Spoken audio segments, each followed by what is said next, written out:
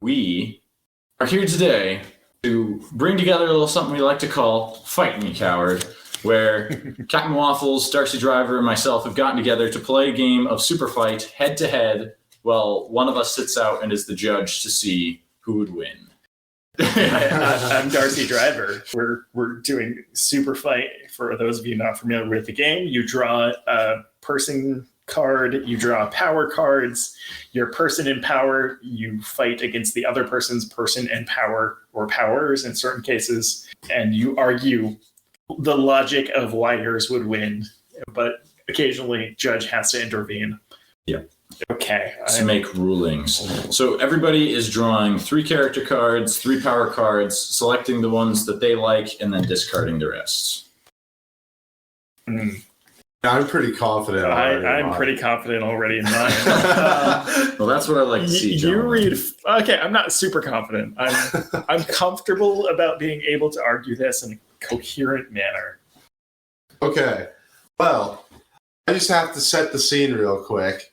Have you ever heard of a little show called Attack on Titan? Maybe. Okay.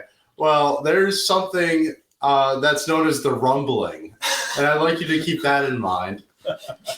I'm going to go into details of that, so if you haven't caught up on that series, spoiler alert, here it comes. So what I have here, gentlemen, is a high school marching band 10 stories tall. If you've ever seen that part of Attack on Titan, you know I've won. Imagine an entire band, like Texas A&M Aggies. They're 10 stories tall, like 100 feet. They're just walking around, crushing buildings. The entire earth could be flattened in a matter of weeks. Blasting trumpets at... Yeah, splitting eardrums, crushing everything. Yes, the problem about crushing everything is, what if you are fighting a sumo wrestler who can stretch like rubber? I would remind you of a certain anime called One Piece.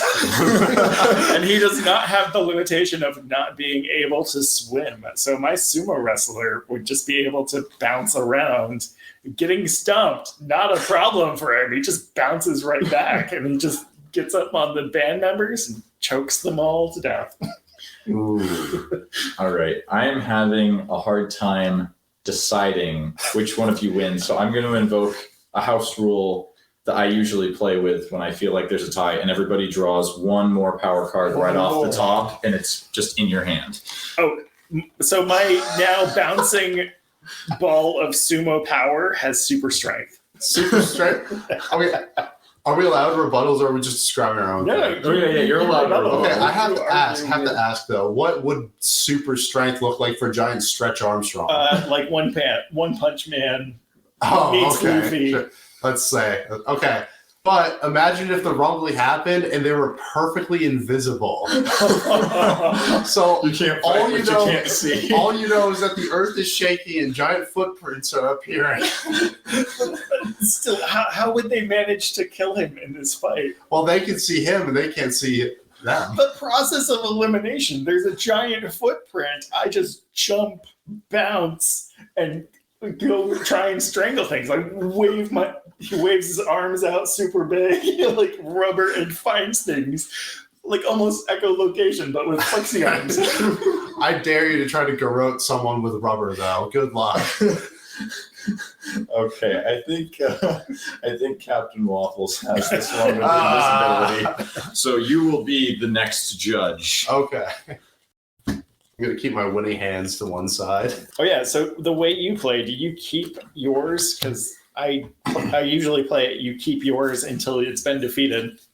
Oh, yes. Ooh, you do keep yours until you've been defeated. I'm ditching the super strength, though. We now have a sumo stretchy Monkey D. Luffy Ash.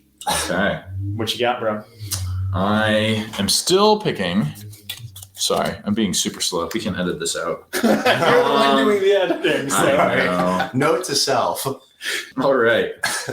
So what he's going to do is he's going to say, oh, you guys have to hurry. And then he's going to just say, oh, I'll just fix mine in post. I don't want you to inconvenience me. All right. I am Jar Jar Binks wearing an impenetrable tuxedo. Again, we're back to this strangulation. It doesn't matter that I can't penetrate your tuxedo. That's a super rubber stretchy sumo. You're still the rubber sumo? You play it until you've beaten everyone in the room, and then you retire the cards and grab new. Oh, but I won the last one. Yeah. Oh, well, then you should have fought him.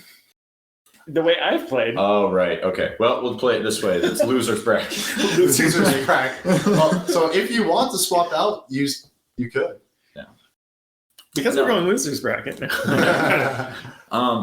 I don't know if you've watched The Phantom Menace. Of course. But Jar Jar, the beautiful masterpiece that is what should have been an Oscar for George Lucas. Let's try spinning. That's a neat trick. Yeah. I think that Jar Jar Binks, with all his drunken master moves, would be able to easily get out of a bendy All right, Darcy. Sumo wrestler. Darcy, your last piece. Last piece. You're not going. Jar Jar has no effective means of dealing damage in this scenario. My guy is nothing but damage resistance on top of dealing damage. All right. Well, gentlemen, the way I see it, Jar Jar couldn't defeat Stretch Armstrong, but could Stretch Armstrong defeat Jar Jar? Absolutely. Because the way I see it, sure, he's got an indestructible tuxedo on, but his ears alone stretch down along it. His perfectly long, chokeable neck is all exposed. Yeah. So Darcy Driver, that's a clear win in my mind. Yeah. Okay. So now it's Captain Waffles and Sandy Short. Yeah. Okay. So I have to fight. Again, do I ditch one of the adjectives? Okay. My choice, or are we going to start over? Yeah, we'll just start from. Okay. We'll start from scratch. I forgot. We're also running the sci-fi pile. Yes. For those of you who obviously can't see this, as in everyone.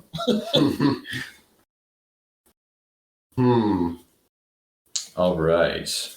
I'm seeing lots of contemplation. I'm not seeing much decision making.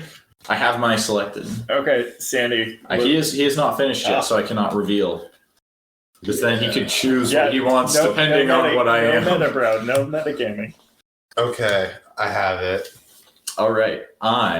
Serious Sandy Shortbread, am Rick Sanchez from Rick and Morty. Oh, no. And what's your power? And I am secretly just an illusion. The actual Rick Sanchez is in another dimension. Well, you see, as probably happens all the time in Rick and Morty, the government has caught wind of his antics, and they have dispatched a secret agent from some 3-letter organization, and he has the exact same attribute as Rick Sanchez. He's just an illusion. What? No. The card lets me duplicate one opponent attribute. Oh, right. All right, and so an illusory Rick Sanchez against an illusory secret agent. Darcy, if you would draw a location for this fight to be happening. Cylon Base Star. Okay. Wait, a what? The Cylon Base Star. Oh, that's Battlestar Galactica. Yeah, okay. So the Cylon Base Star from Battlestar Galactica. Yeah. The one sci-fi show I haven't seen. Yeah.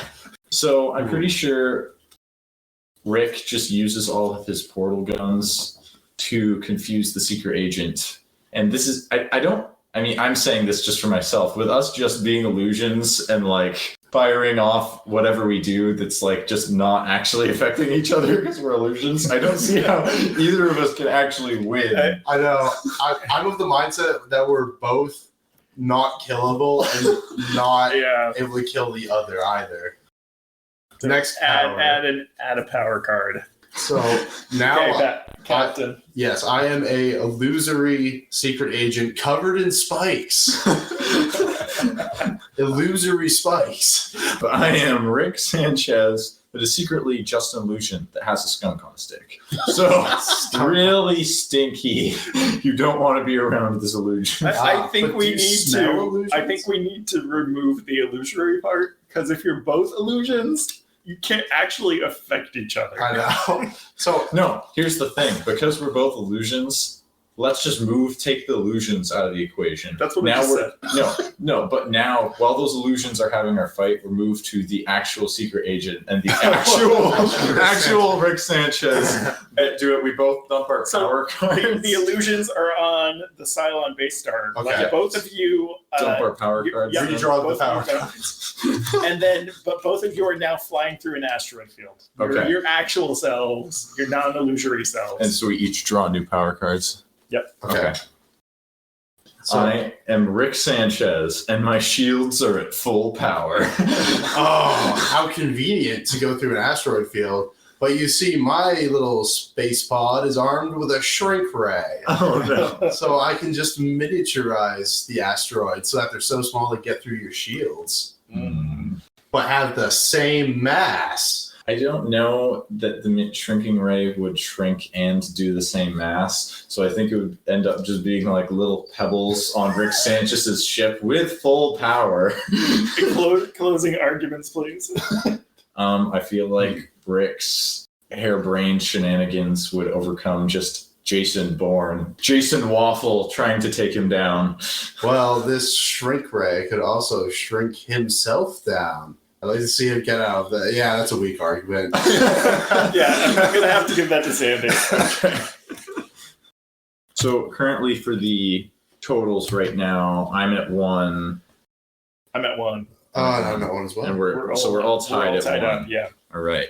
So you keep your winner. Oh, I keep my winner? How about we just keep wiping clean? Cool. Fresh wipe. Mhm. Sounds good. Fresh wipes. Oh, so I redraw, and now I'm Sandy. yeah.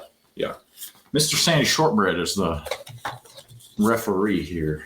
Okay. So the location you guys are going to be fighting in is a Rick Sanchez house party. A house party. Not just his house, it's a house And party. it is taking place in a dystopian future ruled by the God Emperor Marshmallow Man. Wait, what's the Marshmallow Man doing there? No, he is the... It's in a dystopian future at his housewarming party. Yes. Okay. So this is a dystopian future where Rick Sanchez is having a house party.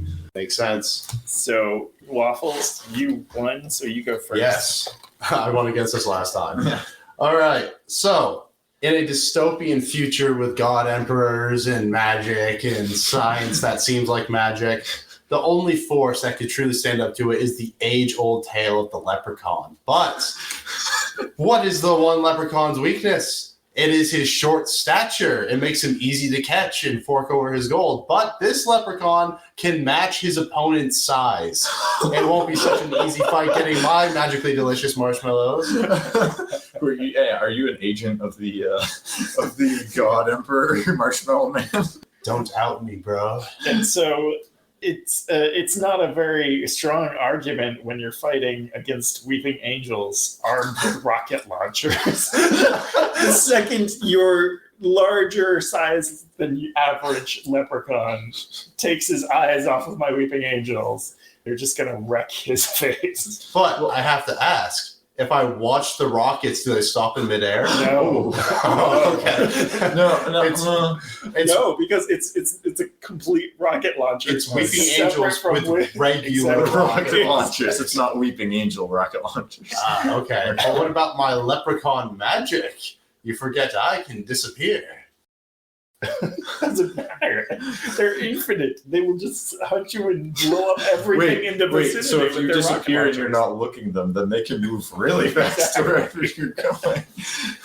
Well, I believe the way a weeping angel works, it's not like they just teleport around the universe. No, so they're insanely fast. Right. So they're Sonic. But a leprechaun statues. could teleport away. So your argument is you're running away, but how are you going to actually fight me then?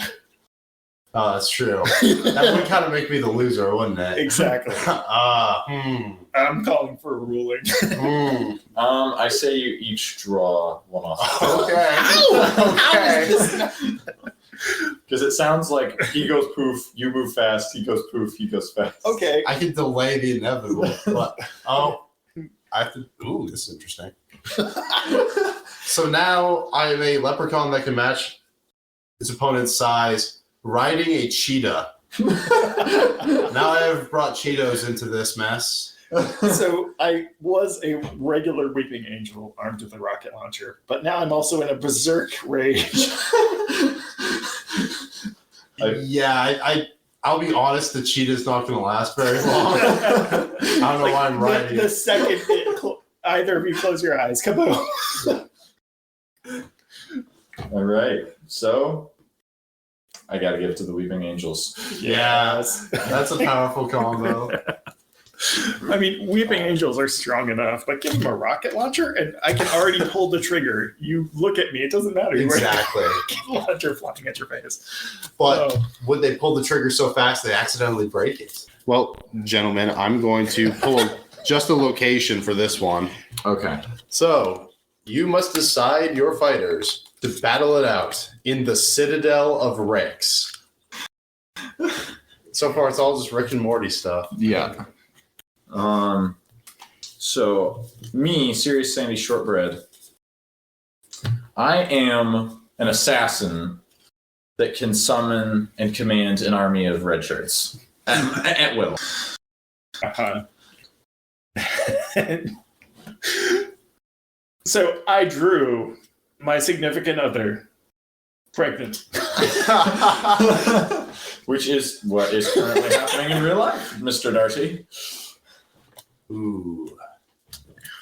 So where are we fighting again? You were fighting in the Citadel of Ricks. Okay, so my assassin would go to the nearest Rick guard, and try to, because he knows that he's going to be battling Mrs. Darcy, and he would just try to enlist the help of a Rick to help him stealthily find Mrs. Darcy. And then he would summon his army of red shirts as a distraction so he could go in for the kill. So my significant other would just walk up to one of the Ricks and angrily yell at them with the hormonal rage until they went and killed you for her.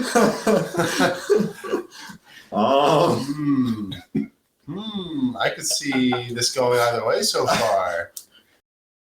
Draw another. Yeah, go ahead. Should we just... I'm going for the sci-fi. Should we just, from now on, have 2 powers? 2 powers are nice. Okay. No. Draw 3, discard 1. No, this is not good. My significant other, pregnant, dies when exposed to the atmosphere. Well, No. So I think the fight is over before it starts. I think it is.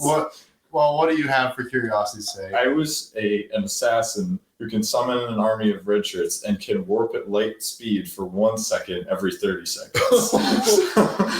I feel like there would be a lot of anime slicing. Going on. Yeah, I'm afraid Mr. Shortbread's got this one in the bag. All right. Hard to come off against. So that's 2, and I got 1. 1. Okay. Okay. All right. So now we're going to be drawing 2 powers each time. Yeah. Well, draw 3, discard 1. Yeah. You're going to be keeping 2 powers just to make it a little bit more clear who the winners are. I think we should swap to going to just 1 character card, 2 power cards, but that way for the lots. Yeah. Okay. So 1 character card. 1 character card, Just so with the top one, you draw. That's it. and Okay. then 2 power cards, and that's what you got. Should I put these away then? Okay, there you go. Here, Oh, awesome. Oh, I got the good one. waffles. Oh, that's so good. It's hard to decide some of these. I am E.T. Von Home. I'm E.T. armed with a plasma cannon, but is also constantly taking selfies. I have to put this up on E.T.gram. If there's one thing that makes the hearts of even aliens quake in fear, it is that of a vengeful X. E.T.'s Vengeful X. No, it's my X. But my X can see all possible futures and can take the form of anything she touches. So she could take the form of ET. she could take the form of a female ET and then immediately turn him into a simp and then stab him from behind. All right. So are we?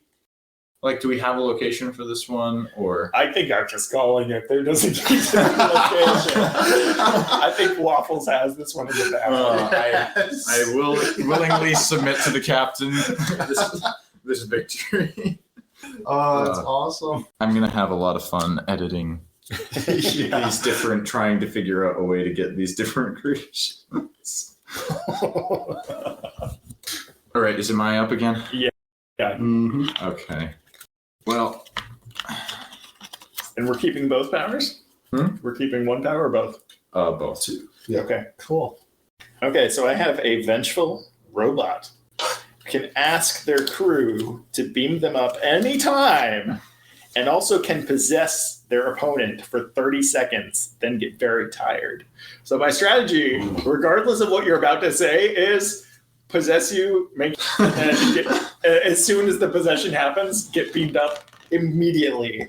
I'm not sure that you can do that, though. Ooh. You could kill a Girl Scout in 30 seconds. A Girl Scout who just took a drug to make them super intelligent. So they would know. They would know that you could possess them for 30 seconds. So it would have to go and find a way to block this possession, and also is armed with nunchucks. So super intelligent Girl Scout, Teenage Mutant Ninja Girl Scout. I still think the second that I can possess them, we're gonna get pretty darn close. Well, it's a robot. My robot doesn't care about nunchucks. Whether you beat me up, I don't even have to possess you at that point. I just am a robot and go up and pick up the little girl and squish. Squish. I don't know. I'm pretty sure the Girl Scout super intelligence would show some like weak point meters in her vision, seeing, oh, I just need to hit right there with the nunchuck with this certain amount of force, and it would break some of your. You're thinking like Sherlock Holmes, Yeah. fight scene style. Okay. Super intelligence. I think I have to make a ruling. So, there's a lot of very strong defense on both sides. But ultimately, I think there are just too many factors in Darcy Driver's favor here. Yeah. Because the Girl Scout has the intelligence, but the small little body going up against a hydraulic, super-powered robot Yeah. that's vengeful. Very true. Yeah. So ultimately, victory goes there. Okay, so we've got, for current totals, we've got, I believe, 3, 40, 3-3-2. Yep. Okay. Alas, the poor Captain Waffles is behind in 1 point. This is last ups. This is last ups. Yep. All right. Because 3 rounds of 3. If Cap wins this, everybody wins. Everybody Goes home. But if I win, If you win, then you are the ultimate victor. yeah, it comes down to it. Do we have to do a tiebreaker? Oh, no. And the audience decides who wins. That is up to you. You're going to be the one posting the podcast if you want to have people comment who's going to win. I'm hoping it'll be clear cut. No offense. You got your 2 power cards? Yeah. Okay. Yeah. I'm all set.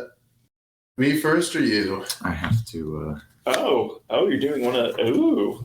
I like the and cards. They're so fun. Mm-hmm. All right. It's getting worse. I am Lieutenant Uhura from Star Trek the original series, who is piloting a Jaeger from Pacific Rim with their partner, the werewolf. And Lieutenant Uhura is also wearing a tinfoil hat inside her Jaeger. Well, and in the other corner, you have Guardians of the Galaxy Rocket and Groot floating down on a parachute for a dramatic entrance, and they are in love with their smartphone. Well, I think Lieutenant Uhura and her werewolf Jaeger partner would be perfectly in sync, and just while Rocket and Groot are distracted on their iPhones, just give them a good old 1-2. Well, I would say we've already seen an entire movie with Groot being addicted to a smartphone or a PSP or some other game device. So he's already in love with that. But despite being in love with his phone, guess what he made? He completed the axe that Thor receives in Endgame. So he's still capable of mighty deeds. And I believe Rocket's probably a little less focused on the smartphone. He's more focused on the battle and trying to look at all those giant parts I could steal from that Jaeger. Plus, I doubt the mental cohesion between a werewolf and a human would allow for effective piloting of a Jaeger. That is a good argument, and I would also kind of, for your benefit, that if they might even, like if they're really addicted to their smartphones, they're probably thinking they could use tech from the Jaeger to upgrade their smartphones, so they wouldn't be that distracted. So it's basically Rocket and Groot versus Jaeger. I'm going to have to give it to Rocket and Groot. Yeah. All right. The drift between two people who are so very different, even if united for the same cause, I'm still going to have to. Not drift compatible. Yeah. Well, All right. So as we were just saying before, we have a total of 3, 3, 3. So Battle Royale final fight. Battle Royale for the final fight. We're all going to draw a character. We are going to make our case to you, the audience, for why we should win. And in the comments, let us know who you think won. Okay, cut and pick. We should all do the same decks. Yes. Are we doing Sci-fi? sci-fi or regular? I feel like sci-fi is a little broken, so let's just do the regular. Okay. Regular. I'm going to cut and pick 2 power. two So powers. Okay. to make it clearer for the audience, maybe we go around in a circle saying what you have, just what you have, until all 3 of us got, and then make your own case for yourself. And then when it comes to round 3 of conversation, make your offensive case, saying why everybody else would fail. Just like that. Yes. Okay. So, Sandy, what do you have? All right. I am a Viking whose bottom half is a hockey player and who just drank 5 energy drinks. So I am a roided out Whoa, we're not Viking. making cases. We're not making cases here. We're just saying to the humble audience. I'm a Viking whose bottom half is a hockey player, just drank 5 energy drinks. I am a Spartan who knows Kung Fu, but only has 1 leg.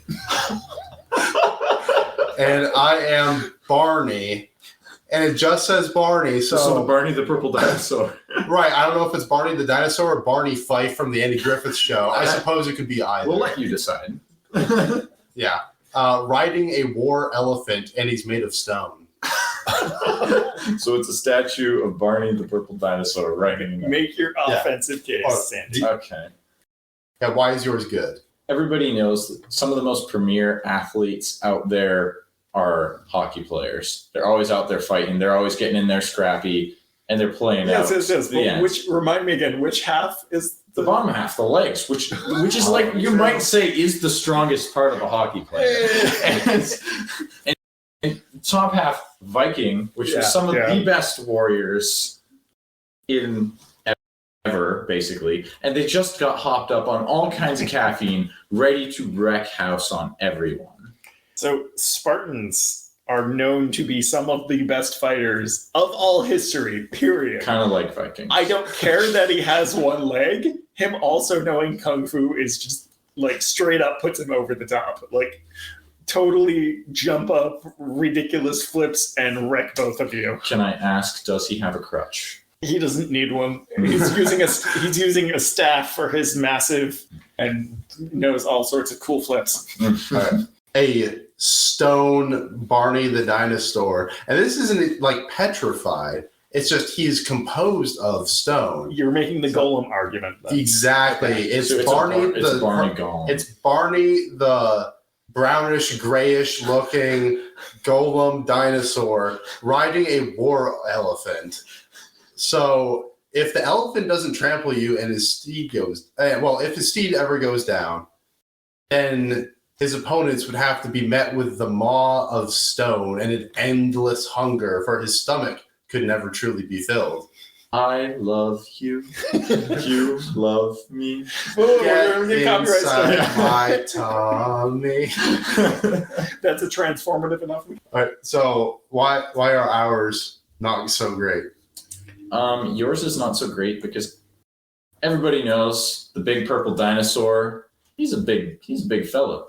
elephants are strong, but I feel like probably at this point 6,000-pound stone golem sitting on that elephant's back would break that war elephant's back, and then it would just be stone golem Barney. And you know what? My hopped up Viking hockey player could take stone Barney. Yeah. And for the Spartan, the best part about Spartans is they're never going to give up, but the Viking and the hockey player will just come on so strong. You're going to know Kung Fu, but he's not going to feel the pain. Even if you're hitting him and trying to hit nerve points, he's going to be so hopped up on caffeine, he's probably not even feeling his own face.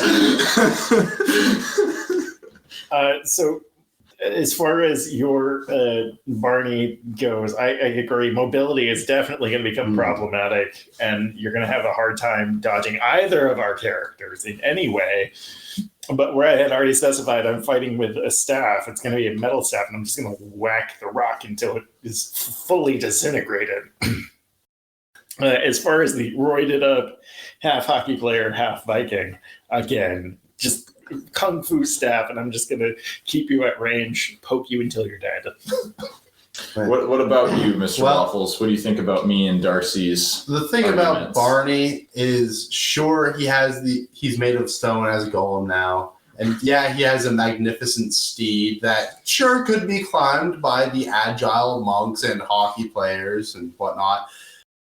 But the key thing here is not in the extraneous powers, it's Barney. This guy knows how to pit people against each other with love. So he would either stop the fight between the two of you, then when you're not looking, bam, chop off your head with a nice big old stone bite. He would just become friends and then know how to pit people against each other. He's going to My Little Pony us to death. Yeah. No, here's the thing. He wouldn't win the battle, but he'd win the war. He'd become friends, and then in our sleep, Gollum Barney. Never doubt the power of Barney's friendship. And you know what he loves the most, too? It's hugs. Don't get crushed, boys. Well, I guess we'll close off by leaving it to you, the audience, to decide who won this. Write down in the comments below who you thought won. Barney on his hippo, not on his hippo, his war elephant, who's made of stone. Spartan, who knows Kung Fu but only has one leg. Or the Viking, who's also half hockey player. The Viking who's jumped up on energy drinks. And while you're writing that, let us know why you're unsubscribing from the channel. Yeah. Or let us know why you aren't subscribing. Thank you for watching, suffering, I don't know, enjoying? Let's go with enjoying. Thank you for enjoying this with us. We've had a good time. See you next time.